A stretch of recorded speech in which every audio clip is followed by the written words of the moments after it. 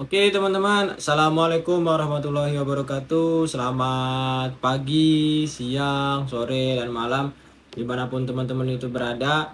Apa kabar? Semoga sehat selalu. Oke teman-teman, baik lagi di channel RS, channel yang membahas tentang review, sharing, dan juga unboxing apapun itu yang berbau listrik dan juga elektronik. Nah oke teman-teman, pada hari ini saya mau coba sharing nih. Sharing tiga hal penting dari karakteristik motor yang kita harus perhatikan sebelum kita membeli motor listrik. Jadi kemarin kan saya sudah membahas video tentang apa saja yang harus kita perhatikan kan dari membeli motor listrik. Nah, itu saya mau kerucutin lagi teman-teman. Kan kemarin saya cuma nyebut karakteristik dari motor listrik. Nah, di karakteristik ini kita harus lebih memperhatikan lagi biar kita nggak bingung, biar kita nggak merasa rugi membeli motor listrik, dan juga pastinya biar lebih untung ya. Nah, oke teman-teman, apa saja yang harus kita perhatikan tiga itu? Saksikan di channel RS sampai habis, yang mana-mana. Dan jangan lupa untuk klik tombol subscribe. Oke teman-teman, nah kita langsung mulai aja. Apa aja sih tiga hal yang dari karakteristik ini yang harus kita perhatikan itu? Yang pertama teman-teman, menurut saya itu yang paling utama ya, sebagai bahan bakarnya, yaitu baterai teman-teman. Nah teman-teman harus memperhatikan baterai ini dari ukurannya, dari tegangannya, dari ampere hournya, atau dari kapasitasnya, dan juga dari jenis baterainya. Cukup itu aja teman-teman, nggak usah terlalu banyak sampai ke safety dan sebagainya. Yang penting ini teman-teman cukup tiga dulu ini, nanti baru setelah itu dikembangkan lagi yang harus diperhatikan. Nah seperti contoh teman-teman, saya udah punya contoh nih spesifikasi motor Davigo Forza, teman-teman bisa lihat nih. Nah teman-teman, di sini terlihat baterai ya, baterai ini 60 volt 23 ampere grafin baterai. Nah itu apa sih 60 volt 23 ampere grafin baterai? Nah mungkin teman-teman yang baru memakai motor listrik atau mau membeli motor listrik, apalagi nggak tahu banget ya tentang kelistrikan dan juga elektronik, tapi pengen pakai motor listrik. Nah saya kasih tahu teman-teman ya, sedikit yang saya tahu. Jadi teman-teman bisa lihat yang pertama itu ada 60 volt. Nah di sini 60 volt itu apa sih? 60 volt itu teman-teman, berpengaruhnya itu semakin tinggi tegangan dari baterai itu semakin cepat juga arus yang dihantarkan ke bebannya. Loh, bebannya di mana? Jadi bebannya yang utama ya pasti di motor. Jadi semakin tinggi tegangan yang dimiliki baterai atau di motor listrik ini akan membuat torsi dari motor listrik atau dinamonya itu semakin besar ya. Teman-teman tahu torsi kan, kecepatan dari berhenti ke jalan gitu, kayak dari stop ke go gitu, bukan di tengah-tengah ya. Jadi tarikannya gitulah. Jadi semakin besar baterai tegangannya ini, pasti torsinya semakin besar gitu. Dan juga berakibat juga ke top speed yang dicapai itu semakin tinggi gitu. Dan besar kecilnya tegangan ini juga berpengaruh nanti pada tanjatan. Nah, tanjatan ini berpengaruh banget nih. Besar kecilnya dari torsi dari tegangan ini, semakin besar ya semakin enak buat tanjakan teman-teman. Nah, itu yang paling sederhana tentang tegangan teman-teman. Selanjutnya teman-teman di sini bisa lihat nih. Di sini ada 23 ampere hour. Nah, apa sih maksudnya 23 ampere hour? Nah, di sini ya kapasitas dari baterai ya. Baterai ini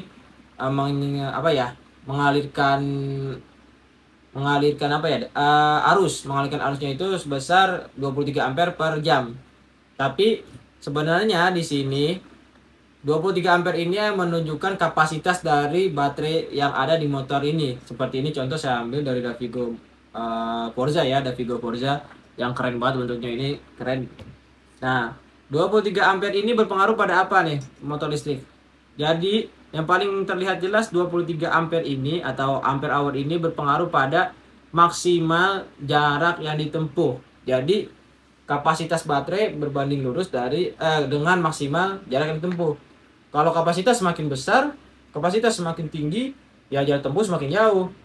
Kayak ini 23 ampere diklaim oleh Davigo Forza 60 km. Misalkan ini bisa di-upgrade ke mungkin 30 ampere, 35 ampere, ya pasti jaraknya semakin jauh, mungkin bisa sampai 70 atau 80 km. Nah, jadi gitu teman-teman, ampere itu berpengaruh pada maksimal jarak yang bakal ditempuh. Nah, selanjutnya teman-teman bisa lihat nih, teman-teman bisa lihat yang terakhir itu dijelaskan oleh dia, jenis baterainya ialah grafin baterai. Nah, teman-teman harus tahu nih sebelum membeli motor listrik jenis-jenis baterai. Nanti insya Allah saya bakal buatin jenis-jenis baterai yang ada motor listrik yang paling banyak dipakai aja sekarang ya. Kita nggak usah berpikir jauh-jauh, out of the kepala kita. Cukup yang dekat-dekat aja teman-teman. Baterai yang dipakai motor listrik sekarang apa aja? Jadi kurang lebih baterai yang dipakai motor listrik untuk saat ini di Indonesia itu ada dua jenis ya, SLA, lithium. Nah itu baterainya cukup SLA dan lithium. Nah grafin baterai ini masih keluarga mungkin SLA ya, masih keluarga SLA, kualitasnya itu di atas SLA atau aki motor yang teman-teman masih punya di motor tuh, tapi di bawah lithium. Jadi di sini misalnya SLA, di sini terus kedua ini grafin, ketiga ini ada lithium. Jadi lithium itu bisa disebutnya paling tinggi sekarang ya. Nah nanti lithium itu ada lithium NMC dan lithium LFP LiFeO 4. Nah itu jadi kita bahas ya sekarang mungkin grafin baterai kan yang ada di motor Davigo Forza. Biasanya itu motor sekarang SLA sekarang udah mulai ditinggalkan karena umur pendek. Grafin baterai ini lebih tinggi umurnya. Grafin baterai lebih tinggi. Di atas grafin baterai ada lithium NMC dan lithium LiFeO 4. Nah, motor listrik kebanyakan sekarang pakai grafin baterai dan LiFeO 4 teman-teman. Jadi teman-teman bisa sesuaikan. Kalau motor listrik yang pakai LiFeO 4 itu ya pasti lebih mahal, tetapi umurnya lebih panjang, lebih awet. Tapi tergantung juga dari pemakaian kita sebagai user ya. Kita makainya itu kasar atau enggak, atau gimana, gerasa-gerusuk atau enggak sesuai aturan dari pemakaian baterai, ya tetap aja umurnya pendek. Jadi gitu teman-teman. Yang pertama teman-teman baterai ini lihat tegangannya dulu. Selanjutnya lihat arusnya. Lihat arusnya teman-teman. Yang ketiga itu teman-teman bisa lihat jenis baterainya. Cukup itu aja buat baterai teman-teman. Nanti selanjutnya untuk fitur-fitur dari baterai teman-teman bisa lanjutkan. Tapi kurang lebih fitur baterai itu sama teman-teman di motor listrik. Pasti ada pengamannya, dia pasti ada shortcutnya, pasti ada balance-nya, pasti ada. Kalau untuk lithium ya, kelompok lithium tuh biasanya itu. Tapi kalau grafin sih ya kayak aki biasa aja sih gitu. Nah oke teman-teman, selanjutnya teman-teman bisa ngelihat jenis motor yang dipakai atau dinamo. Ya terserah teman-teman nyebutnya apa ya. Kalau bilang motor listrik 2 kali motor ya. Ya udah kita sebut dinamo lah misalnya gitu ya. Jadi teman-teman bisa lihat dulu nih di Davigo Forza, saya kasih contoh. Nah, teman-teman bisa lihat di sini nih, dia pakai 60 volt, 550 R dan 800 watt liquid cooling motor. Nah, oke teman-teman. Teman-teman tadi udah lihat kan yang 800, kita ngelihatnya itu 60 volt, 550 R dan juga 800 watt. Nah, sebagai customer user atau pengguna, cukup kita ngelihatnya sih di wattnya aja teman-teman. Pasti dia otomatis nanti tegangan itu menyesuaikan dari baterai. Nah teman-teman cukup melihat wattnya aja. Di sini Davigo Forza itu pakai yang 800 watt. Nanti teman-teman ada yang lihat 1000 watt, 1500, 2500, 3000 sampai 5000 ada. Nah itu teman-teman harus lihat. Watt ini tuh berpengaruh pada apa sih sebenarnya di motor listrik ya, kita ngomongin motor listrik. Ya watt ini sebagai tenaga penggerak motor. Jadi semakin besar wattnya di motor listrik dari dinamo ya, semakin besar dinamo dari motor listrik, ya tenaga yang dihasilkan semakin besar, lebih cepat mencapai top speed gitu kan, lebih enak gitu, lebih torsi lebih besar gitu. Tapi kelemahannya ya baterainya cepat habis, begitu teman-teman. Jadi kalau semakin besar dinamo wattnya, semakin cepat habis baterai. Biasanya dinamo besar itu cocok tuh buat pegunungan, cocok buat tanya-tanya, cocok banget. Jadi torsinya semakin besar. Kalau untuk sebagai contoh ini ya Davigo Forza, ya bagi saya mungkin tujuan Davigo ini membuat ini ya di kota ya cukup sih menurut saya 800 watt gitu. Tapi dia bagus banget ada liquid cooling motor. Nah ini salah satu fitur ya, fitur dari motor-motor dinamo motor listrik gitu. Nanti teman-teman bisa apa ya, bisa cari sendiri fitur-fiturnya gitu. Banyak fitur-fitur ini dari pabrikan-pabrikan masing-masing. Dan juga motor listrik teman-teman ada dua jenis dinamonya. Yang pertama itu yang tipe hub, yang teman-teman bisa lihat nih di Davigo Forza. Nah ini nih tipe hub, maksudnya itu ya nempel di bannya lah gitu, nempel di ban atau menggantikan velg.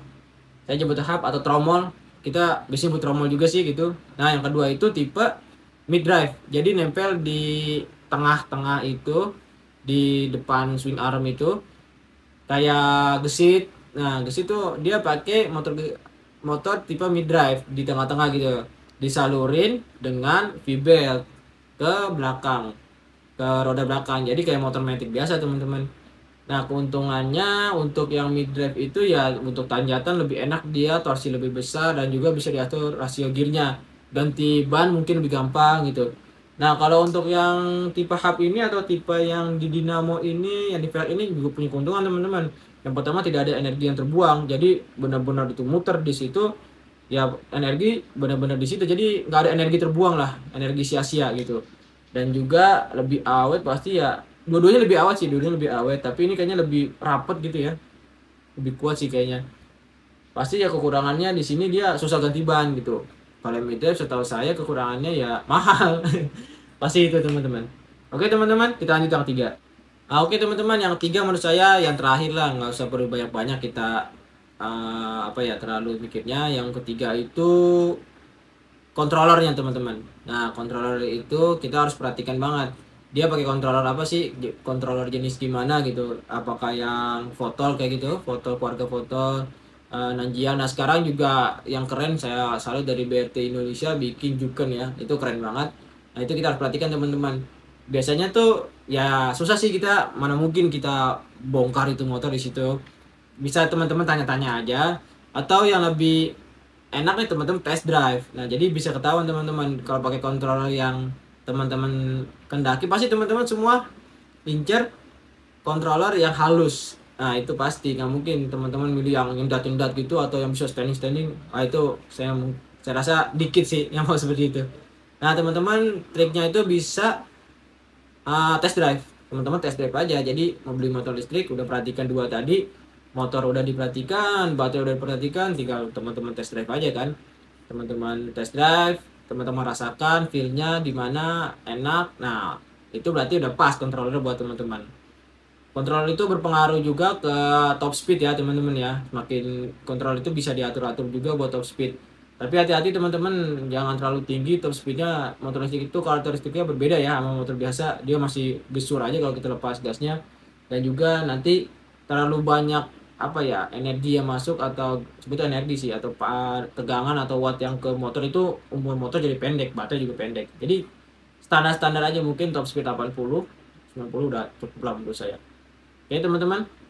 Nah, oke teman-teman, mungkin itu saja yang bisa saya sampaikan tentang 3 hal apa saja di karakteristik motor yang harus diperhatikan. Selain itu ya, selanjutnya teman-teman bisa perhatikan bodinya, bentuk ya, bentuk bodinya, aksesoris-aksesorisnya kayak lampu, spion, apalagi ya rem, terus juga yang pastinya juga harga, terus juga garansi. Nah itu bisa diperhatikan setelah memperhatikan yang utama yang tadi teman-teman. Oke teman-teman, sekian dari saya, lebih kurangnya mohon maaf. Terima kasih juga ya sudah menonton sampai habis. Dan jangan lupa untuk mengklik tombol like, share, dan juga komen-komen, berdiskusi, silakan kita berdiskusi. Dan juga jangan lupa untuk subscribe teman-teman ya, biar saya lebih semangat lagi nih buat konten. Oke teman-teman, lebih kurangnya mohon maaf. Saya pamit undur diri. Selamat pagi, siang, sore, dan malam.